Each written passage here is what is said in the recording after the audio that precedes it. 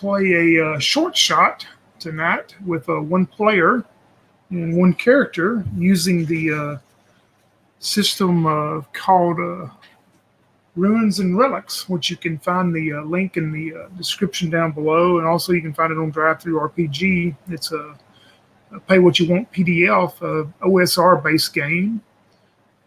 The title of this adventure is Temple of the Bloodmaster. The map was taken off of a generator site on the web, which I had the link in the notes also. A pretty neat site the gentleman's come up with. Introduction, Temple of the Bloodmaster. Our character a few days ago met an old man selling his wares on the side of the road. After purchasing some normal equipment and normal goods from him, he gave you an old map and tells you a story of a long abandoned temple that was dedicated to some old demon god that required bloodletting to be initiated into the cult itself. Then he tells you the story of it, the good King Falzone sent his army to defeat this blood cult, saying it was evil and demonic. He had the entrance to the old temple sealed and let any occupants that were still inside possibly die a horrible, suffocating death, unable to escape the temple itself. But through the years, people forgot about it. No one ventured, and it turned into nothing but stories of the old Blood Master Temple. But evidently this map maybe will lead you to the location of the old temple. And now, as you think of all the riches maybe from the cult itself that have been left inside and left behind for the first person to enter the old temple and find, we come over about 3 days later after you get all this information and you're coming close to the location. Crystal, if you'll tell me about your character and what you're thinking as you get close to that location of locating the entrance. Samantha is thinking that, it's currently a fairly nice day out. The sun shining in the sky, kind of coming down on her armor lightly. She thinks as she's looking over this area, this looks like it could be the place. Looks like doom and gloom where it should be all life and everything. So guess I'll have to pop inside and see what's up. And with that, she puts on her mask, pulls her shield from her back, and grabs her spear as she pulls her shield up, ready to get into this place and see what awaits her. This is what you see as you come up on the entrance itself. You see inside the hill there what appears to be crumbling ruins, and doorway itself, it appears to go inside the hill, hidden by a lot of vines and trees. But sure enough, the map has led you pretty much to what you would think this is most definitely the entrance to the old blood temple. But as you approach, you see that it appears a lot of the rocks and ruins have settled through the years, and you think that maybe with some effort, a little bit of effort, you could probably just continue to kind of snake your way through, and maybe enough to sneak through without digging out too much of the rubble itself. All right. Does it look structurally sound? Like, does it look like it might collapse or anything?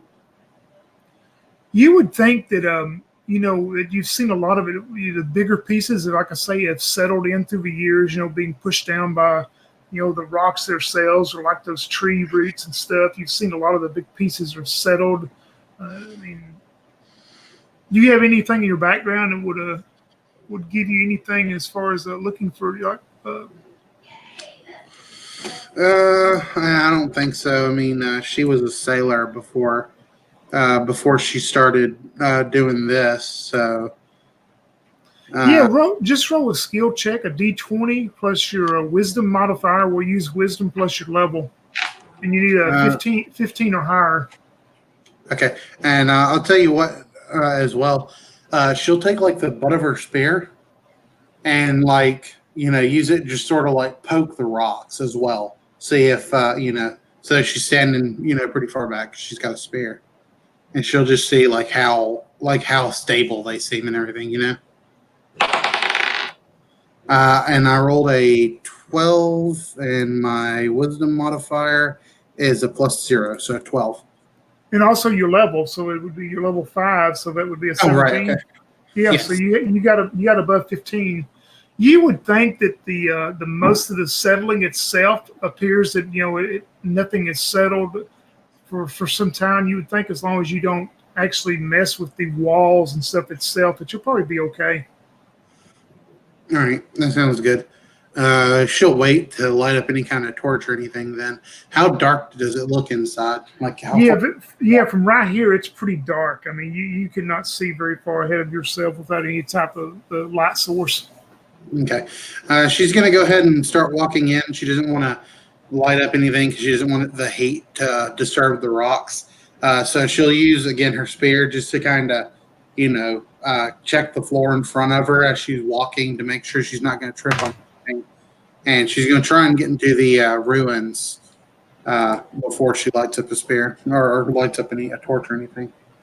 Yeah, you move in about 20 feet, and in the darkness, you can observe maybe another 5 feet in front of you. It appears there's going to be some stairs that start going down. You see the beginning of some stairs, but as you do, you also see and hear this scampering and off to your right as you see some spider webs off to the right. Mm, that's never a good sign. Does it look like would she have to go through the spider webs in order to? No, you can continue kind of the way you're going and stay out of them. I do not like spider webs. Uh, yeah. I mean, I guess she's gonna she'll continue kind of going right, and she'll just kind of hold her shield up, like sort of towards the spider webs. So if anything jumps out, hopefully her shield will be in the way. Are you going to light up a torch yet as you start maybe down this stairwell, or going to hopefully just take your time down it? Yeah, she'll just kind of take her time down. Again, like tapping the spear every once in a while on the steps to make sure she's not hitting a step or a hole or something. Yeah, you take your time. You're able to do that. And you heard the scampering and the skittering up there, but nothing comes in behind you. You don't hear anything else. Maybe it went on back further into the system itself, the cave or whatever the ruins. But you go down the stairwell maybe 10, 15 feet, and it appears it opens into a room. On that map at number 1, we'll say each square is 10 foot. So you can't tell right now, but the room's 30 by 40, it appears. But you come kind of opening up into a room, and it's pretty dark there. I mean, there's nothing, no natural light source or any other type of light source in there. Okay. All right. She'll lean her spear against the wall for now, and she will. She'll have to reach into her backpack to grab a torch. Let's see. What all do I have? Yeah, she'll just kind of take her backpack off for now, so that she doesn't have to carry that extra weight for now. So she'll take that off, and then she'll search through for a torch. And as soon as she can get one out, along with the flint and steel, she'll go ahead and light her torch up. Yeah, when you illuminate the room more, you can tell then that it seems to be about 30 feet wide as you scan around the torch, and the torchlight goes about 30 feet out in front of you, and you can see the room probably goes a little bit more just outside of a torchlight. But as you maybe move in to get a glimpse of this room, it seems like it's just the main entrance. You don't see anything. You see a door going to the north, and then you see this double door that goes to the south. It's like the one to the south, and they're massive. What you can tell, they're just these massive stone doors that are closed. I mean, they appear to be more well made than the one to the north for sure. Are there any sconces on the wall or anything where Samantha could put her torch for now? Yeah, there is a couple that you see, and you can tell that they are empty. Okay. She'll go ahead and place it. If she can place it near that north door, she'll place her torch there for now. All right. And then she's going to go back to her backpack.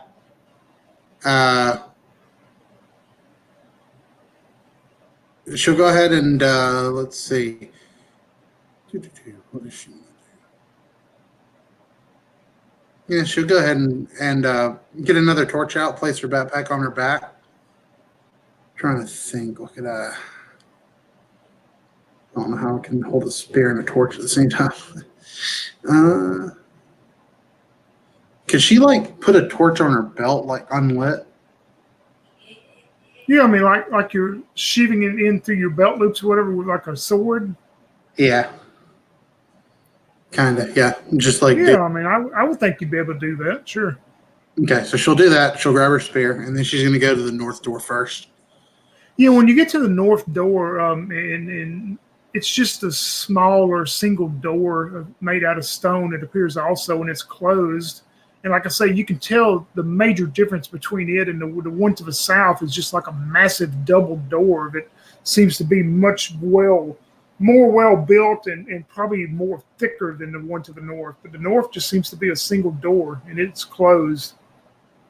Okay. She'll attempt to open it and see if it's unlocked. Yeah, you start opening, and it does. It creaks open, and as you pull it out, and you're looking into what appears to be a hallway that goes up about 10 feet and then goes back to the west, to the left.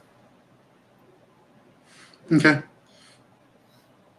How far in does the torch shine for her? Oh, you can see all of the deal because it's only about when you open a door, it appears it only goes about 10 feet, and then there's another wall, and you have to go back to the west, to the left. Okay. All right, so she'll walk down that hall, man, as far as she can see.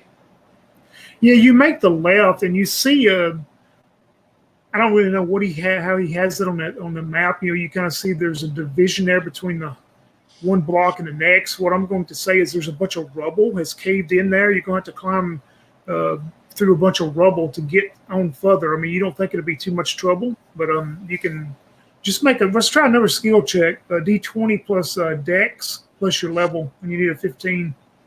Okay. I also have a shovel, if that would help me at all. Yeah, we'll give you another +1 then to your rolls.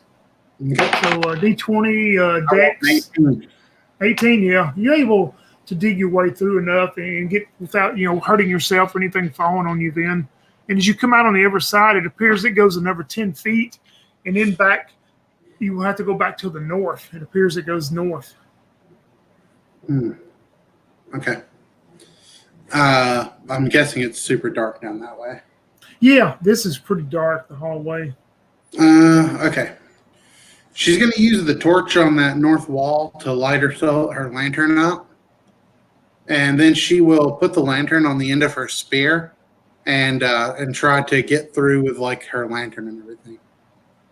Yeah, you can do that, and you walk on past the rubble, but you've dug you a little hole to go around, and you go 10 feet, and as you look back to the north, you see another door pretty much identical to the one you just went through. There's another door that's closed going north. Okay. She'll set the lantern on the ground, just put it on the ground with her spear, and then take her spear so it's out, and she'll open the door with her spear arm. You open the door, and it appears to be a much larger room than the one you first come in.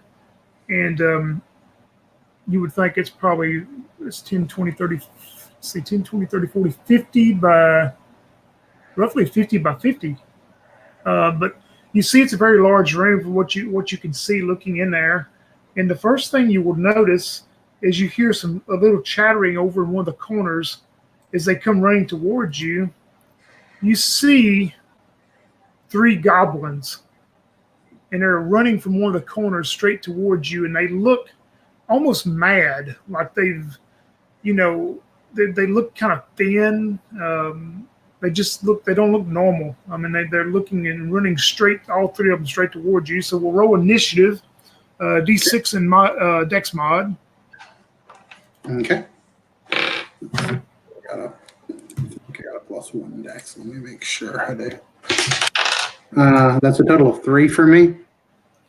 Yeah, they had a 1. So as they're running straight towards you, you know, it didn't really surprise you. You probably weren't expecting them to be in there, but you've got enough time to react. As all three of them, it appears that they all have swords or spears themselves as they're running straight towards you. All right. How far away are they from me? I'm going to say, we'll say 30 feet. They're running 30 feet towards you. And how many are in the group? There's three of them. Nice. Okay. I'm going to use my... No, wait, let me make sure I want to do this. I don't know if it's once per adventure or once per battle. Okay. Yeah, I'm going to use my bull rush feat. So once per battle, I can rush 30 feet and smash into 1d4 adjacent enemies, and they have to make a save or fall prone. So I'm going to say Samantha will raise her shield and just she rushes into this group of enemies. All right. I rolled a 2. So two of them. You hit 2 of them. Okay. Save or fall prone. Yep. Let me roll. One of them is passed. The other one failed. So you knock one of them prone to the ground. All right. And do I get an extra attack? Or I'm guessing it counts as an action, right?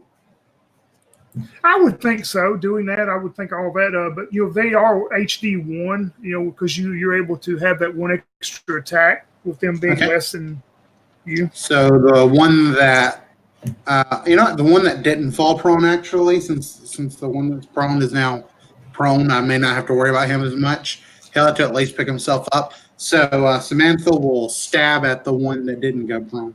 All right. With her spear. So, that's a 19 to hit. Yeah. And 2 damage on that one. No, wait. Yeah. I got a strength mod. So if the strength mod counts towards damage, that's 3 damage. 3 damage. Yeah. You take a very well chunk out of this thing because, like I say, they look almost sickly. I mean, they look like they're starving or whatever. And you jab into him very well, and you can tell that hurt him very bad. So you see the one then that you knocked prone. You see him he's trying to get himself back up, sturdy, and he's pulling out this old rusted-looking, old nasty-looking sword. The other 2 have spears, and they're going to jab at you, and the one is going to try to take the sword. One of them will hit, actually, because your armor class 18 right now, right? 19. Oh, that's right, because you got your shield, yeah. Well, he'll hit that barely. You only take 1 point of damage, though, as the one jabs into you with the spear. The other 2 miss. So it's back to you, then. All right. Yeah, Samantha doesn't like the fact that she got stabbed. She doesn't want to catch any kind of weird diseases from these things. So she'll go ahead and try and finish off the one that she's already stabbed. All right. No, she's not going to hit with that. What did you roll? I rolled a 3. Oh, okay. Okay, yeah. She'll try and hit him again then. That time I rolled a 15 for 5 + 1, 6 damage. The same one that's injured? Yeah. Yeah, tell me, he only had 1 HP left, so you can tell me how you finish him off. So like she jabs the first time, and as she pulls back, he kind of like you miss, and she's thrust again. As he wasn't expecting it, it just goes through his heart, and he wasn't wearing much armor or anything, of course. So it goes straight out his back, and just blood begins to pour from his back as she pulls her spear back into position, her shield up, waiting on these other 2 to attack. Yeah. Do you have a Well, I think we were talking earlier. Did you have a feat that if you knock one of them, kill one, don't you get something else? That's right. Yeah, I do. I have cleave. So when one of them dies, I get an extra attack. Okay, now the way it reads, it says if the fighter strikes a killing blow, the blade continues its swing and hits an adjacent enemy. So the fighter rolls against AC as usual for the second attack. So I don't know, like, does that? I don't guess that means I specifically have to have a sword, right? I guess it just means I get an extra attack, right? Yeah, yeah. And I'm going to say the one that's going to be adjacent to him would be the other one that had the spear, the one that kind of got up from being prone. He's probably the furthest away from you, but yeah. Okay. And on that second one, I rolled an 18. Yep, that hits him. Damage that time, 7 damage. Well, you tell me how you just decapitate him off then. Yeah, so he gets up and like he looks to his buddy who actually managed to hit me a while ago, and as he's trying to, and as just as he's about to turn to like help his buddy out, my spear flies again and just goes straight through his temple and like sort of at a diagonal, so it spurts out his eyes and like blood just like flings on his buddy as I pull my spear back and say, "Bring it." Yeah, and the one that's left that has the old rusted looking sword that you'd knocked prone, you can just tell in his eyes that, I mean, it's, either he's mad, crazed, or you don't know what he is. I mean, he sees his buddies goes down, and all he knows to do is come after you and try to take you down. So he's going to swing at you with that old sword, and he will miss terribly. So it's back to you. I'm swinging at him, of course. Oh, let's see. I rolled a 12, and I got a +1 for strength, so a 13. I don't remember if fighters get anything else. Oh, you get your 2 hit bonus? I got my hit bonus. I forgot about that, which is a 2, so that's a total of 14. Yeah, you definitely hit him then. Okay, and that's a total of 6 damage. Yeah, you finish him off however you'd like to. Okay. Yeah, it's just a simple gut stab, and then she kicks him off her spear. He hits the wall, and there's like a splatter of blood left. Yep, and they are all 3 piled up there. You don't see any more hidden coming towards you or hear any other noises as maybe you kind of scan around the room. And like I say, you can tell this room is pretty big. It's roughly about a 50 by 50 area. And one thing that you will notice is definitely out of place, like the corner they come from, we're going to call that's the northwest corner. As you make your way over there, you see something very weird and strange. You see a rope, like a very thick rope, that's about 3 foot up off the floor, coming out of the wall, and the rope's just kind of dangling there. But the wall has it, all encased. I mean, it's not like it's leading anywhere. The rope's just coming out of the wall, and the wall's cemented around it. She'll like tear a sleeve or something from one of these goblins and use that to clean the tip of her spear as she's kind of looking over this, and then throws it down. Yeah, she'll grab the rope with her shield arm and kind of like lift her shield over her head as she has this rope with it, and then she'll give it like a slight tug. So like if anything were to fall, it'll hopefully fall down on her shield. Yeah, when you tug it, it just you get pulled enough that it's the slack out of it. And you just get the resistance, like it's completely whatever's the rest of the rope on the other side is goes somewhere deep into the wall and it's stuck. Nothing else happens. All right. She'll let it go. Is there anything else in this room? Yeah, you can look around this room. It appears overall it's fairly barren, but yeah, look around and roll me a D100. Okay.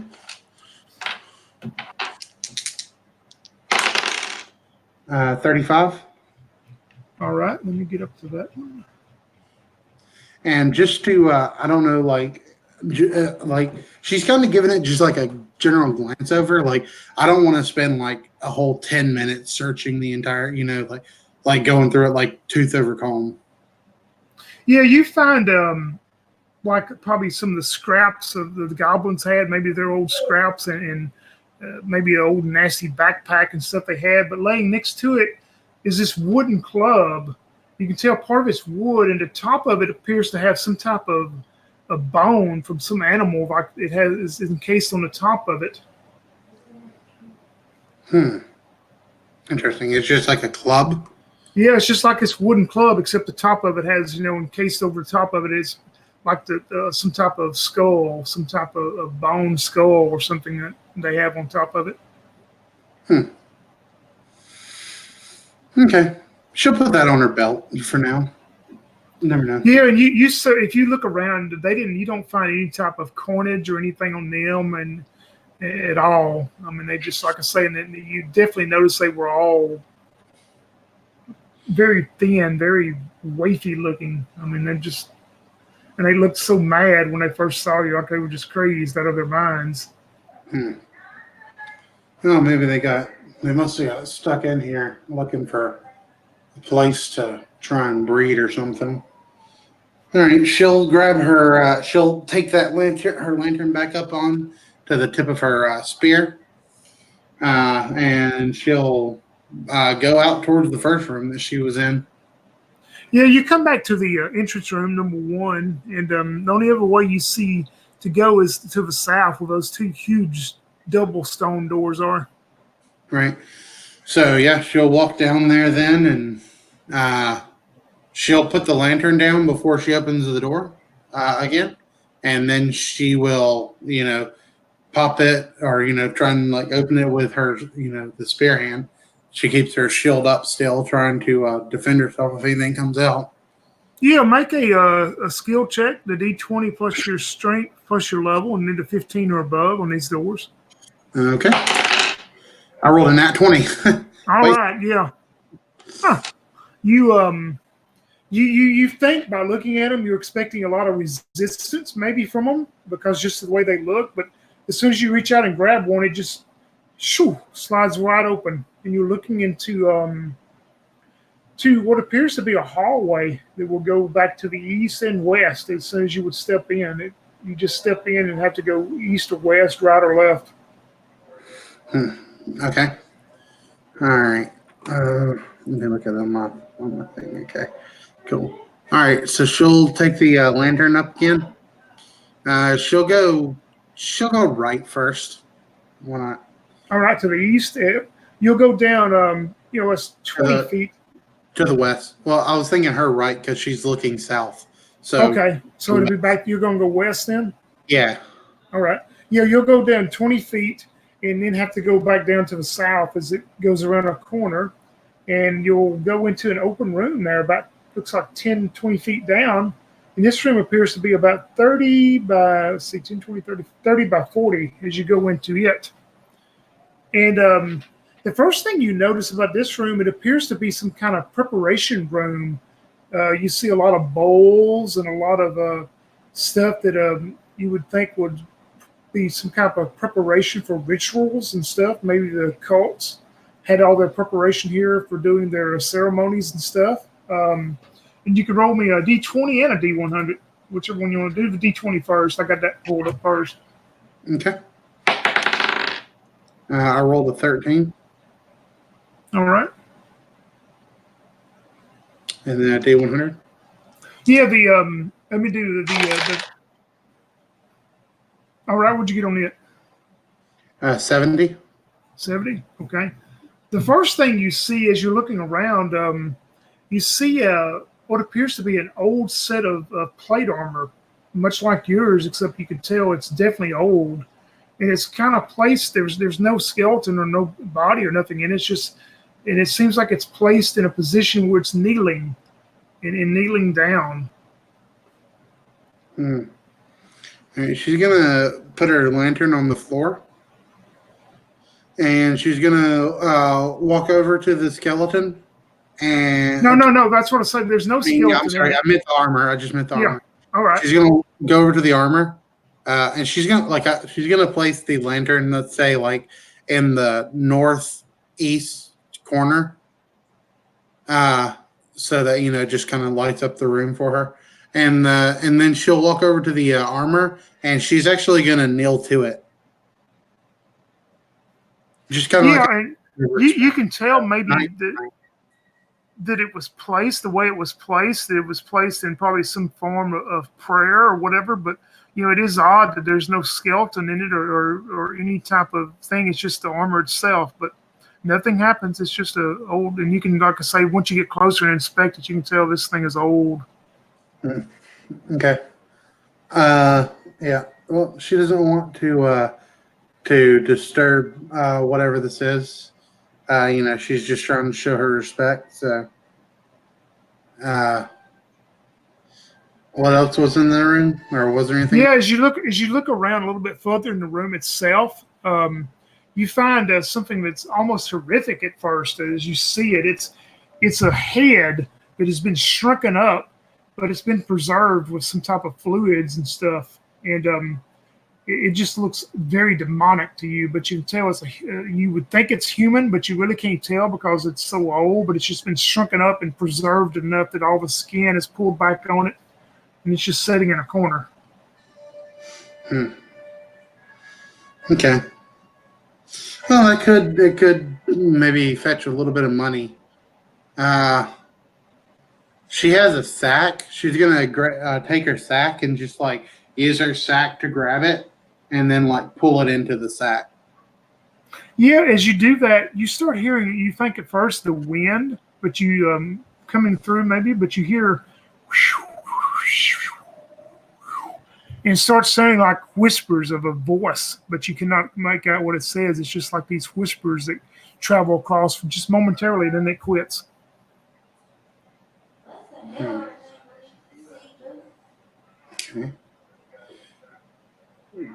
Okay, she's going to, put that sack away, and she'll go grab her lantern again with her spear, like she's been doing, and she's gonna head to the room she sees to the west. Yeah, I was going to say you notice that there's an open doorway, passageway that goes further on west, or appears to be a doorway back to the east. If you go west and come into number 5, this room's a slight bit larger. It's roughly 40 by 50. It appears to be, and you notice that sitting around, there's a lot of tables and a lot of chairs. That maybe this was some kind of dining room, conference room, or something, because there's quite a bunch of tables and chairs and benches for a large group of people. You don't see anything else out of the ordinary, but you can roll a D100 for looking around real quick. 53. Okay.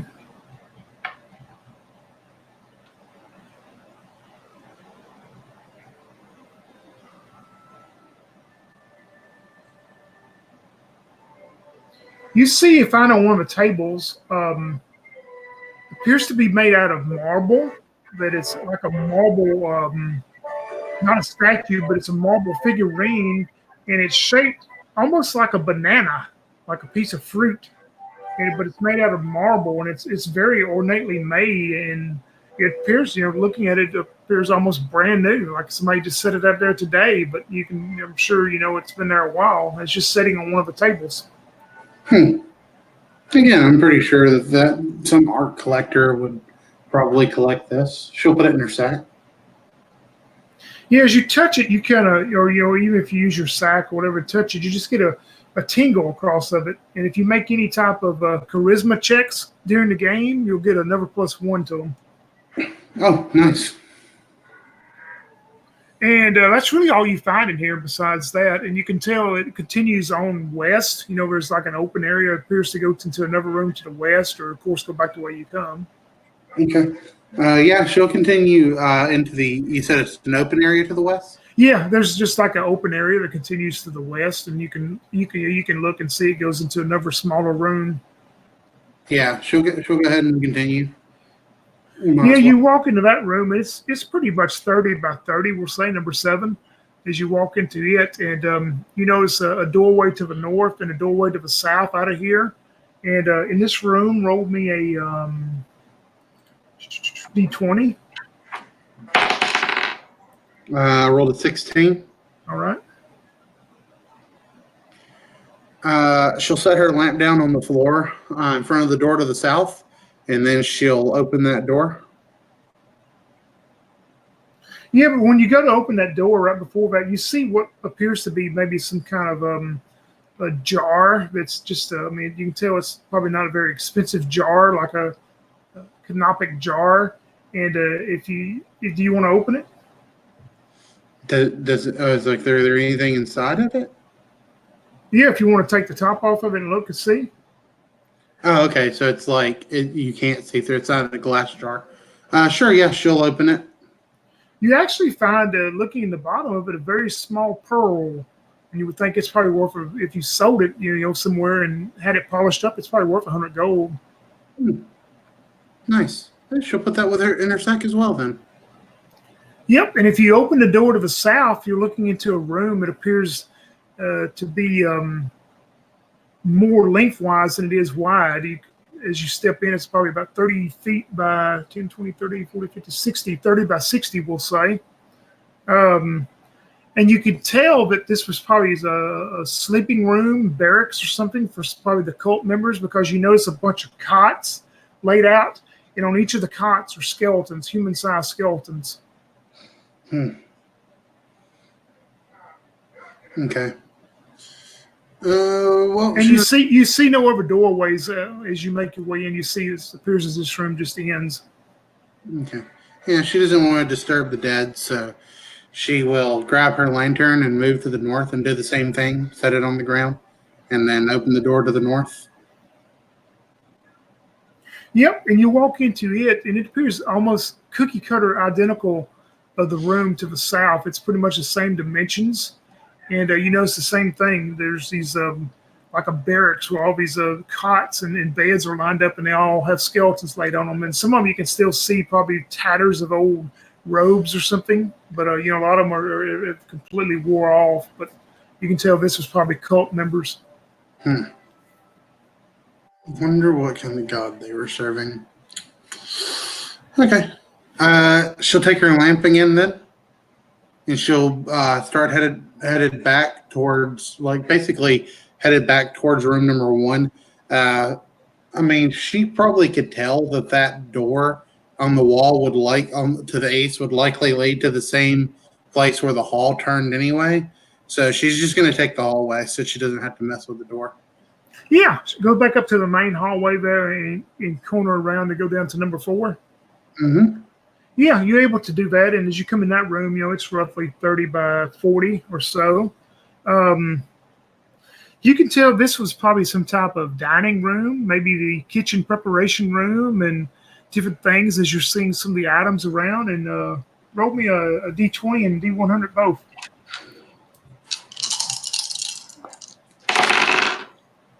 The D20, I got a 1.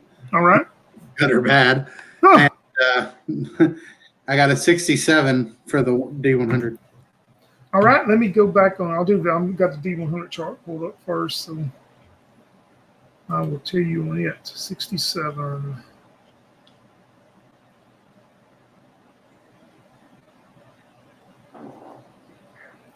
You find a short bow that's kind of more of a curved bow. It's a short bow, and it appears to be made out of all of horns of some animal.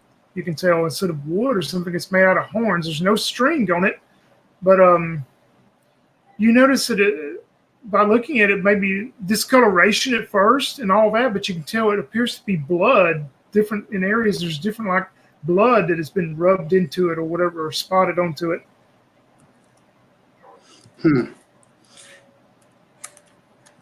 Okay, and it's what is it again? It's a short bow. Oh, a short bow. Okay. With blood all over it. Yeah, I don't think I want to touch that. All right, you're going to leave it, okay? Yeah, she'll leave it. You look around, and as you find it, you also look around in the area, and you see what appears to be there's like a small stone table, probably you would think, and it maybe just is for some reason crumbled in and then kind of fell in. But as you start digging around it, you find a long sword laying under it with a golden hilt. And the hilt itself, and in the golden part of it has all these strange ruins that are carved and engraved into it. Hmm. Yeah, she's gonna grab it from the rubble. Yeah, when you grab it, you feel a tingle. You just feel a tingle from it also. Is it's probably something that's very very different than anything you've ever had. Nice. All right. Then she will. Uh, she'll. The only way you see out of here is a door to the east. You Okay. see that the south there appears to be an indention in the wall, but that's all. There's just the wall indention, and it appears there's no door there. Okay. You see a door to the east though, going into another room. Okay. She's gonna take. She's gonna pull. Like she'll like set her spear down for just a second, and she's gonna take her own longsword out of its sheath and replace it with this golden hilted one. And then she'll pick up her spear again. Uh, and she'll continue to the east. Yep, you'll walk into room number 3 then, and it's about 40 by 50 or 60, we'll say. And there's a couple things you notice in this room, in that room. You notice that this appears to be probably some type of holy room that was maybe for prep of their clerics or some of their cult members or whatever. Maybe they come in here and prep before going on to the main temple area. And the two things that seem out of place is you see a skeleton in the far south wall. It'd be the southeast wall. You see a skeleton sitting there, kind of propped up against the wall, and it's wearing chainmail and a helm, and it has a shield with some type of engraving on it or something. And you see it's holding a mace, but it's a skeleton. And then in the kind of the middle of the room itself, as you've walked in, you see a stone table, and on top of that table, you notice there's a jar, a very big jar. It has some liquid into it. It's pretty clear. I mean, it's kind of murky in a way, but you can tell in that jar itself appears to be the outline of a brain. Huh. Again, that someone might want that. She's going to set her lantern down on that table, and using her spear and everything, and she's going to hold her shield up, and she's going to approach the skeleton. She's like a 5th level adventurer, so she should probably know about undead by now. And she'll like poke at the skeleton with her spear. Yeah, you poke at it and just kind of parts of it fall off and crumble. Maybe startles you for just a moment, but it doesn't animate or anything else. And if you look at the shield, emblazoned on the shield, make me a if you want to. I mean, you don't have to, but if you want to make a skill check, intelligence check, so it'd be D20 plus your intelligence plus your level. Okay. And I'm going to say that you wouldn't have any background in this, so you'd have to do disadvantage. So you would roll 5e, you'd have to roll two and take the lower result. Okay. Well, my lower result was a nat 1. Oh wow! Yeah, you see the shield emblazoned with some type of signature logo on it or whatever, but you have no idea. You've never seen it before. You have no idea what it would go to. Okay. All right, so she'll turn and look at this brain in a jar. Did you want to do anything else with the skeleton? As far did you want to look at the shield closer or the mace or anything, or you're just not going to bother because it's a dead? Yeah, I'm not going to bother. It seems dead enough. All right. Yeah.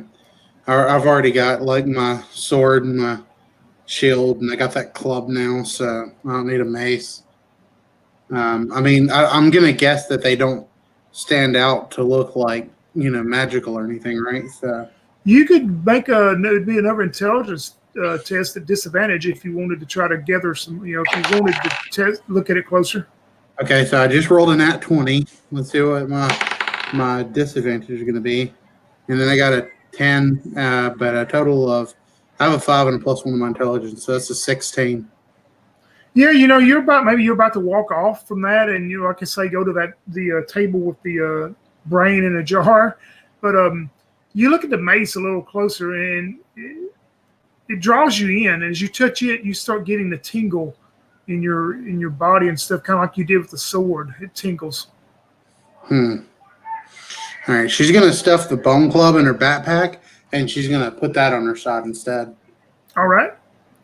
You make your way back to that table, and sure enough, it's a glass, this big glass jar with this kind of halfway clear, halfway murky liquid that's in it. And in the middle of the jar, sitting in there, is what appears to be a human brain.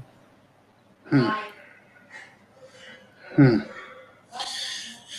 Uh, you know, she's kind of skeptical about touching it. Is there any kind of roll she could do to gain any kind of insight or anything about? You do. It'd be another intelligence roll with disadvantage. Okay, well, we'll try, I guess.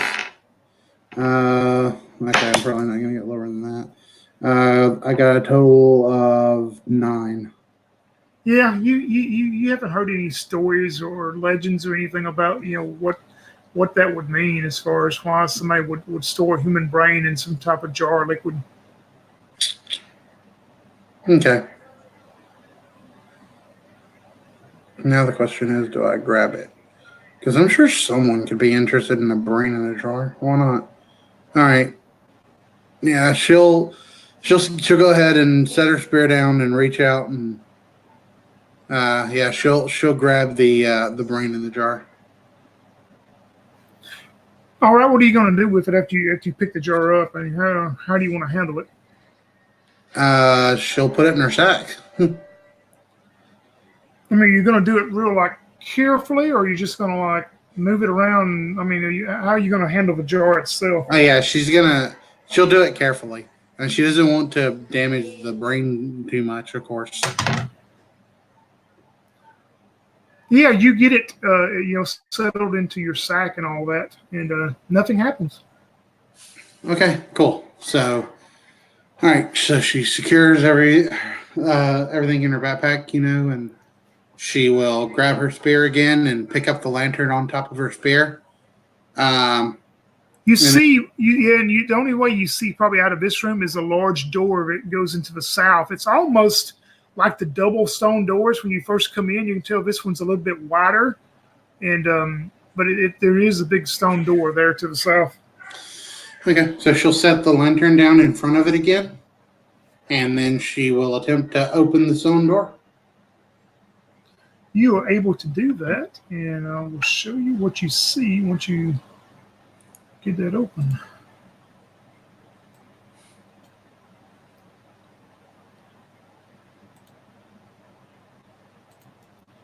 As you open that door and look into, you can tell this is a huge room. It's 60 by 70. You can tell this is probably the main worship area for the cult of the Temple of the Blood Master. I mean, it's huge with these benches, and you're looking in, and this room has a natural light almost. It's glowing to kind of illuminate the room somewhere, and it's kind of a weird, very eerie reddish tint to it. But I mean, this room is vast and huge as you're looking into it. Okay.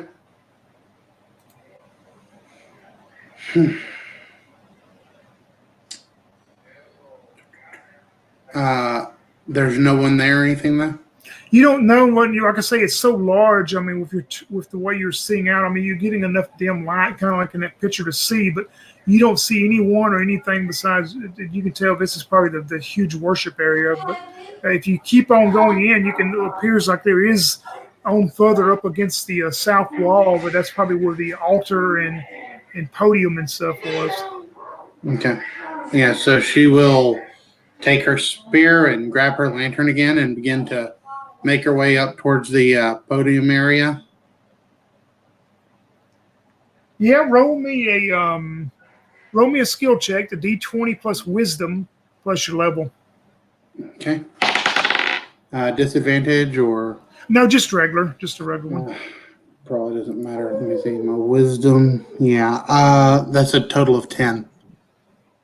Yeah, you don't notice anything, perceive anything as you're walking up there, but as you get closer to the altar, you're startled when the door that you come through closes on its own. And you start hearing that whispering and stuff like it's a voice again. Okay, she's quickly going to set the lantern down because, she doesn't want it busting. And she's going to pull her spear and her shield up and, trying to see if she can kind of figure out where that whispering is coming from. As you're looking around, like I say, along the area of where the benches and stuff are, there's curtains and stuff along the wall. One of the curtains moves out of the way, and when it does, this is what you will see come out from behind the curtain. You see this heavily armored plate mail figure holding these two long swords with this covered helm covering its whole head with just its eye slots. And it comes out from behind the curtain, and you hear the whispering. It's 30 feet away from you. Okay. Yeah, I guess I'll go. I guess I'll attempt to do my bull rush at it. Kind of want to use my magic weapon, but we'll see how things go. All right, you're going to use the bull rush. We got to roll D. Well, we got to roll D6 first. I forgot about that. D6 for initiative. Oh yeah. That's right. Yeah. He had a 3. I have a 3 as well. So we'll roll again then. Okay. Oh, he had a 2. I had a 6. All right. Yep, you're able to act first as this thing comes out from behind the curtain. Okay. Yeah. 30 feet away. I guess I could bull rush it. I could just move up and throw my spear at it, and then I could bring up my magic weapon. But if I could get it knocked prone, I got to think real quick. Okay, no, forget it. Yeah, I'm gonna. She's gonna play it safe. She's gonna move up 10 feet and just throw her spear at it. All right. You can see if she can hit it. I rolled like a 16 plus 1, 17 to hit. Yes, your normal spear. Yes. Your spear hits it. As it does, your spear just disintegrates and stuff, but you can tell how much damage. 5. Yeah, you definitely know that you made contact with it and maybe did some damage to it, but your spear just kind of shatters and splinters and falls apart as it hits it. Okay. With her remaining movement, she will move back as far as she can. Yeah, you're able to move, 30 feet away from it probably as it's continue walking towards you. I'm going to guess that she can't pull a weapon at this point, right? I'll let you, because you're moving away still. So, if you wanted to grab a weapon, which one? She'll go ahead and grab the mace. This thing is in heavy armor. Blunt weapons helping its heavy armor. So. All right, mechanically, it's a +1. So, add another +1 to damage and rolls to hit and all that. Okay. This armored figure, and like I say, you cannot see its face or anything with what it's wearing. You can just see eye slots, and you just see almost, blood dark red. But you notice as it moves closer to you, the thing you can notice about the two long swords, they seem to be dripping blood. There's like a red liquid that is just dripping from the blades of these two swords. It moves towards you, and you hear those whispers again as it swings the first sword at you. And it will miss with that kind of roll. It takes the second sword and comes across towards you. And let's see, you're at armor class 18 or 19? 19. Yep, it will miss you just barely as the blood, probably some of the blood splatters on you as you were almost hit by it that time. And it's standing there engaged with you as we're back to you. Okay. All right. Samantha, she'll say, all right, have at thee then. And she will try and smack this thing with her newly acquired mace. But with a 13, I doubt she'll hit. Nope, 13 will miss it. Is this thing less than 5 hit die? Nope, sure not. Okay. As you miss it, it has these two long swords again, and sure you can see the red liquid just dripping off of these two swords, and it swings the first one at you. That one is going to hit with like a 23, and you'll take 8 points of damage from that long sword as it slashes into you. Ow. It takes the second sword and will miss with the second attack. Okay. And we're back to you then. I'm sorry, I forgot to add my to hit die last time. That would have been a total of 16 to hit. A 16 would hit it now. Okay, I only did 1 damage, so like All right. barely hits it in the shoulder, bends it a little bit.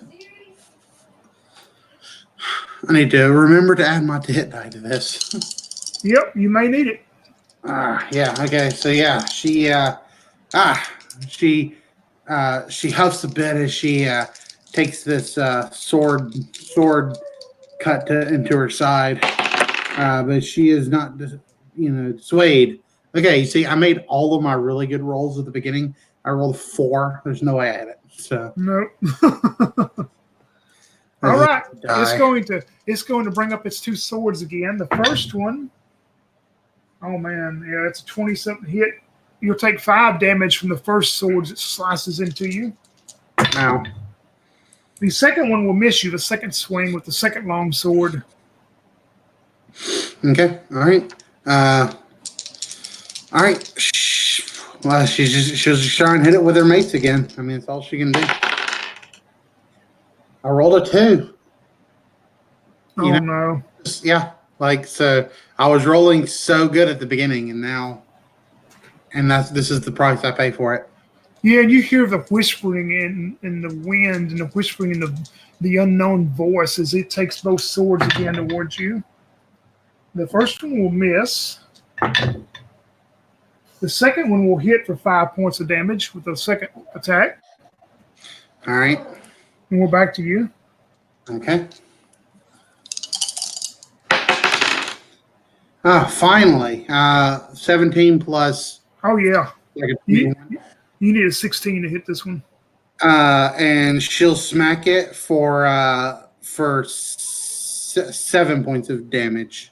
All right, perfect. Yeah, you take a good chunk out of it with that mace again, as you start hearing the whispering and stuff again. But yeah, this time as she swings, this time she actually comes down and like smashes into into his collar bone.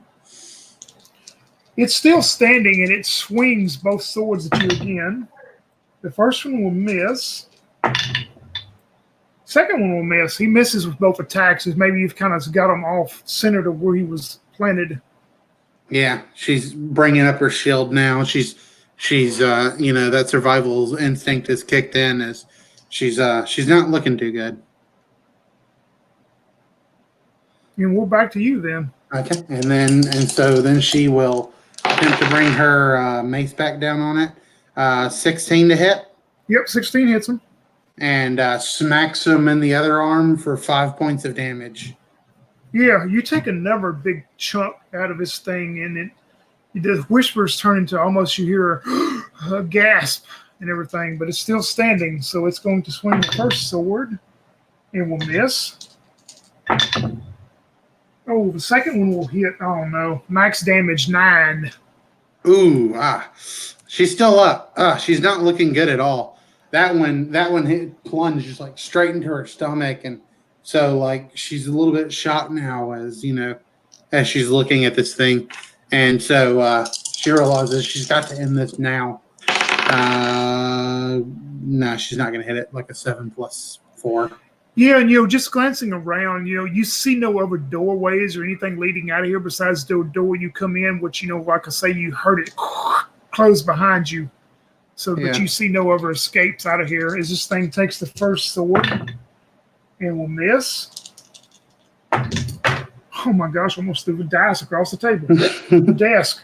He'll miss with the second one. He misses both times. All right, she's back on her guard. She's trying to block him off. She'll hit him again. Rolled a 12 plus 4, so 16. Yep. And another 7 points of damage. Oh, perfect. You see him go down, stumble down, as you can tell that he's hurt very bad. This thing, whatever it is, and you hear the whispers, turn into almost a heavy panting and stuff. It's still up, but you've definitely hurt it real bad. So it gets back up and tries to come at you with the two swords. Oh man, the first one, horrible miss. And the second one, second one's going to barely miss. You duck out of the way as it just swings across of you. Nice. Let's see. 19 to hit. 7 more points of damage. How many? 7. As you hit this thing this time, you see, first of all, both of the swords fall out of its hands, and they fall to the ground and in front of you, and you'll clatter or whatever. And you see the suit of armor just disappear. Yeah. And it's gone. Can I animate the final death scene? Yep. So as he comes in with that horrible miss, she just he comes in to sweep her leg, but she just steps on the sword and it slams out of his hand. The second one comes in and glances her shield, which gives her enough time to push his hand out of the way, and then the mace comes down, bam, right onto his head, and the whole thing just collapsed, crumbling and everything. Yeah, and the only thing you see lying there in front of you now is these two swords, and you notice of course, it has some of your blood on them now, but you can notice that everything on the blood droplets and stuff are not dripping off of them anymore, and they appear to be drying up, just to be spotted. And after you watch them a while, the spots themselves start drying up enough, and they just disappear off the swords, and you have these two beautiful long swords laying there in front of you.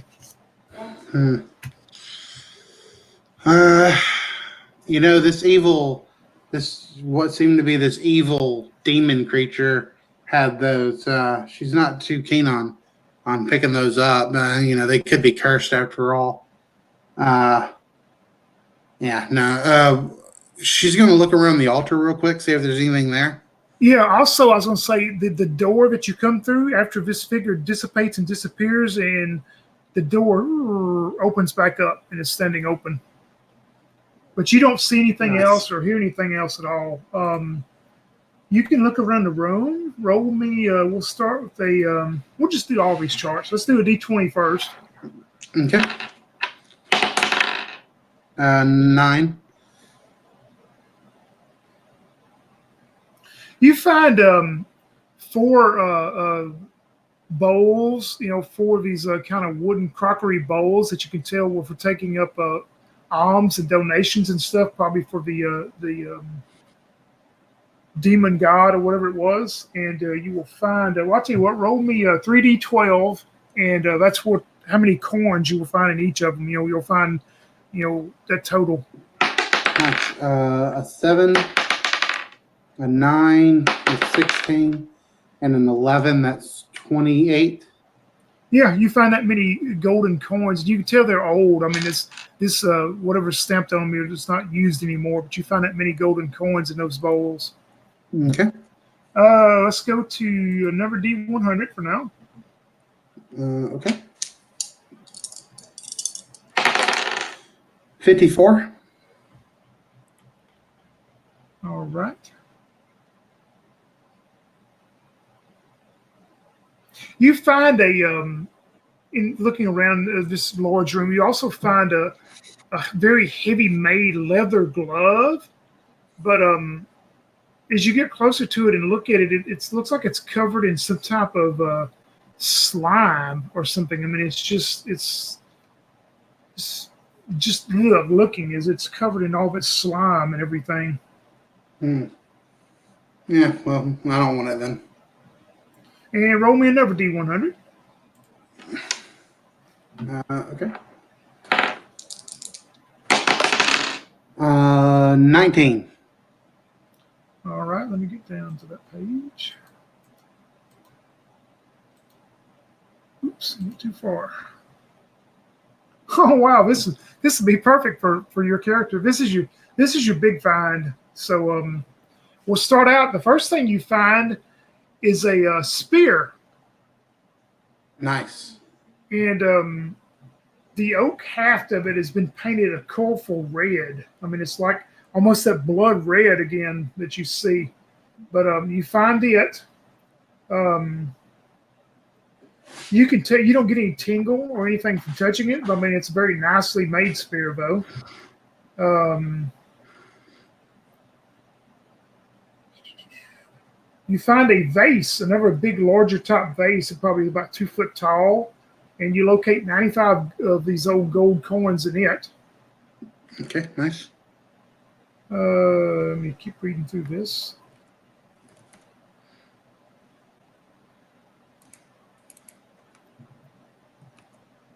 You find another what appears to me kind of like a rod, a golden rod. It's maybe about 3 foot long. When you touch it, you don't get any tingling or anything off it, but you can tell it's made out of gold, and it's probably worth about 120 gold. Nice. And that's pretty much it as you search around this, what you would think would have been the main temple room. Okay. All right, and I'm guessing that longsword is that like magical or? Yeah, the first one you found, the golden longsword, it is. Yeah. It tingled, so it's a +1 longsword. Okay, cool. All right, and like I said, I'm not going to pick up those other swords because Samantha's worried they could be cursed. She's gonna, she'll take what she has, and she'll take her new spear and grab her lantern, and then she'll make her way out of here. Yeah, because like I say, you see no other ways to go, and as you maneuver your way back, you can tell that you've pretty much went through the temple of the Blood Master. And I guess we were at that point. You can tell me how the story will end for Samantha Kingston as she survived. Yeah, Samantha, she'll head back to town. I mean, she was here. She probably arrived in town with her ship or whatever because she's a sailor during the times when she's not adventuring. So, she'll head back to her ship and she'll have a round of tales to tell all of her mates about the adventure she had and the treasure she found, and she'll party it all away and get ready for the next adventure. All right, sounds perfect to me.